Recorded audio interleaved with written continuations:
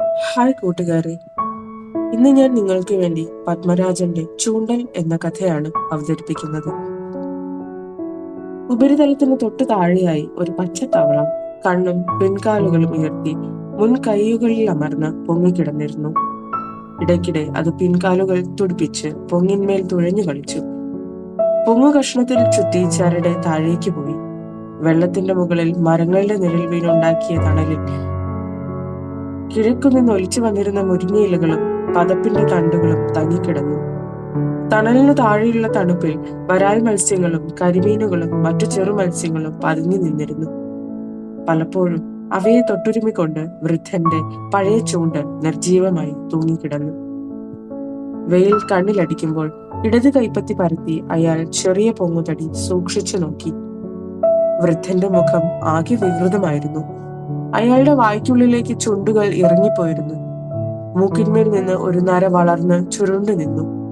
വായ്ക്ക് താഴെ വളരെ കാലം പൂഴിമണ്ണിൽ പുതഞ്ഞു കിടന്ന ചപ്പിയെറിഞ്ഞ ഒരു മാങ്ങയണ്ടി പോലെ താടിയെല്ല് പറ്റിപ്പിടിച്ചിരുന്നു.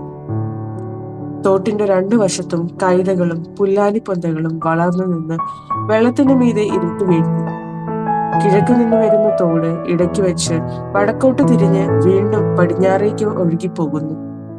ആ തിരിവിൽ ഒഴുക്ക് കുറഞ്ഞ് ആഴമുള്ള ഭാഗത്ത് വെള്ളം പലപ്പോഴും ഒരു ചുഴിയായി മാറി.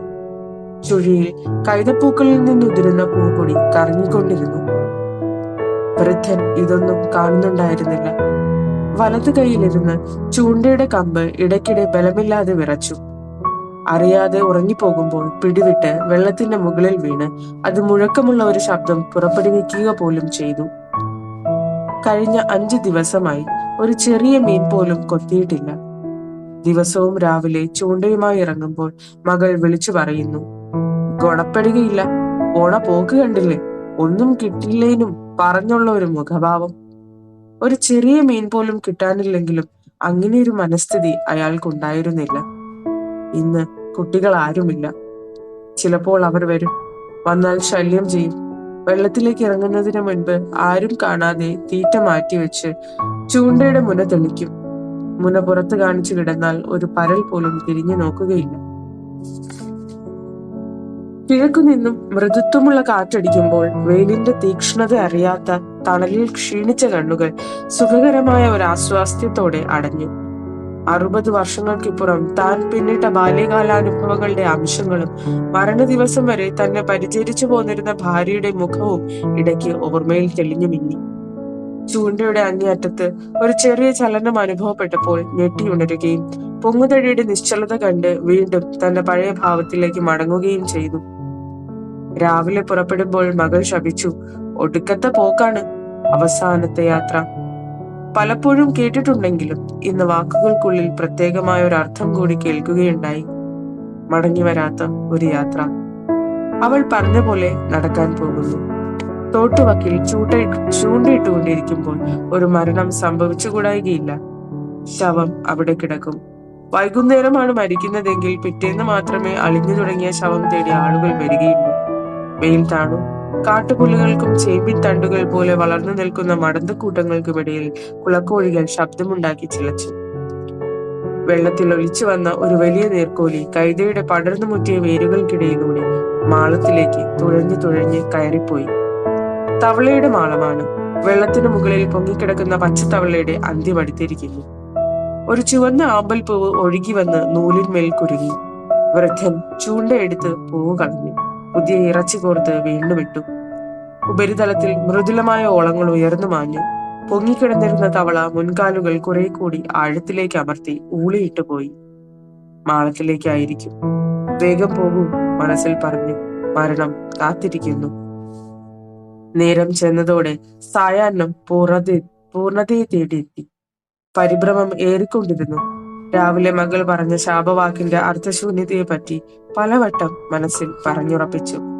തനിക്ക് മരണം സംഭവിക്കില്ല. മരിച്ചാൽ അവൾക്ക് പിന്നെ ആരുണ്ട്? 38 വയസ്സുള്ള അവിവാഹിതയായ മകളെ പറ്റി ഓർത്തപ്പോൾ താൻ മരിച്ചുകൂടാ എന്ന് അയാൾക്ക് നിർബന്ധമായി. പൊങ്ങുതടിയിൽ ഒരു ചെറിയ ചലനം കണ്ടു. അല്പമൊന്ന് താഴ്ന്ന് വീണ്ടും അത് ഉയർന്നു വന്നു. ശ്രദ്ധിച്ചിരുന്നു. ഇല്ല, ചലനമില്ലാത്ത നിമിഷങ്ങൾ. കുളക്കോഴികൾ വീണ്ടും ഭയന്ന ശബ്ദം പുറപ്പെടുവിച്ചു. ഒരു കറുത്ത ആമ വെള്ളത്തിൽ നിന്ന് ഒരു കൈതവേരിന്മേൽ പിടിച്ചിഴഞ്ഞ് കരയിലേക്ക് കയറിപ്പോയി. വൃദ്ധൻ ഭയവിഹ്വലനായി നാലുപാടും നോക്കി. ഇരുട്ട് പരക്കാറായിരിക്കുന്നു. ഇന്നും മീനൊന്നും കിട്ടിയിട്ടില്ല. വെറും കൈയോടെ മടങ്ങുന്ന താൻ മാളത്തിൽ നിന്ന് പൊട്ടി വീണതുപോലെ തവളയുടെ കരച്ചിലുയർന്നു. അത് നീർക്കോലിയുടെ വായിലായിരിക്കുന്നു. ഓർക്കാപ്പുറത്ത് മരണത്തെ കാണുമ്പോഴുണ്ടാകുന്ന നിലവിളി. അതോടുകൂടി കൈകൾ അനങ്ങാതെയായി. തന്റെ നാലുപുറവും മരണം എന്ന ഭീകര സത്യം ഈ നേരം അത്രയും ഉറങ്ങിക്കിടന്നിരുന്നു. തന്റെ കൈകളിൽ ചൂണ്ട, അതിന്റെ അങ്ങേ തലപ്പിൽ ഏതു നിമിഷവും മരണം പ്രതീക്ഷിച്ചിരിക്കുന്ന വരാലുകൾ. ആമ തല കുറെ കൂടി പുറത്തേക്ക് നീട്ടി വൃത്തികെട്ട കാലുകൾ പരത്തി തന്റെ നേരെ ഇഴഞ്ഞു വന്നു. ഭയം തോന്നിയപ്പോൾ ഒരു കല്ലെടുത്ത് അതിനെ എറിഞ്ഞു. കല്ലല്പം മുൻപിലായി ചേറിൽ പുതഞ്ഞു. തവളയുടെ നിലവിളി കൂടുതൽ ഉച്ചത്തിലും ഇടവിട്ടുമുയർന്നു. ഒന്ന് രണ്ട് കുളക്കോഴികൾ പുറത്തു വന്ന് പരിസരം വീക്ഷിച്ചതിനു ശേഷം പൊത്തിലേക്ക് മടങ്ങിപ്പോയി. പൊങ്ങുതടിയിന്മേൽ വീണ്ടും ഒരു കൊത്തുണ്ടായി. അടുത്ത മരണം മത്സ്യത്തിനാണ്. ഇത്തവണ അത് വലിച്ചെടുക്കാൻ തോന്നിയില്ല.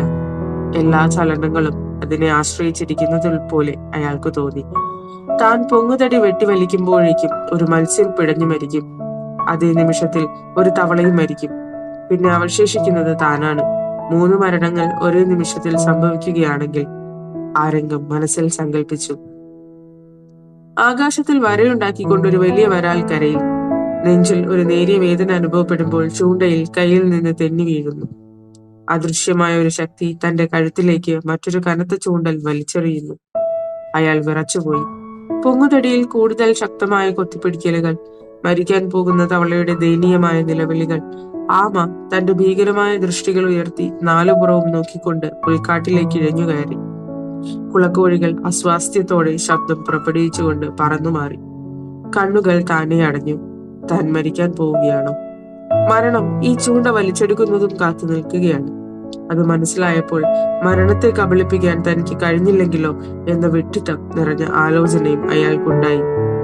അതുകൊണ്ട് അയാൾ അനങ്ങാതെയിരുന്നു. ഇരുട്ട് കൂടുതലായി. തോടിനും പാടത്തിനും അക്കരെയുള്ള ചെമ്മണ്ണ് നിറഞ്ഞ പുരയിടവും അവിടെ നിലംപറ്റി നിൽക്കുന്ന മാവുകളുടെ വെളുത്ത തടിയുടെ രേഖകളും അവ്യക്തമായി.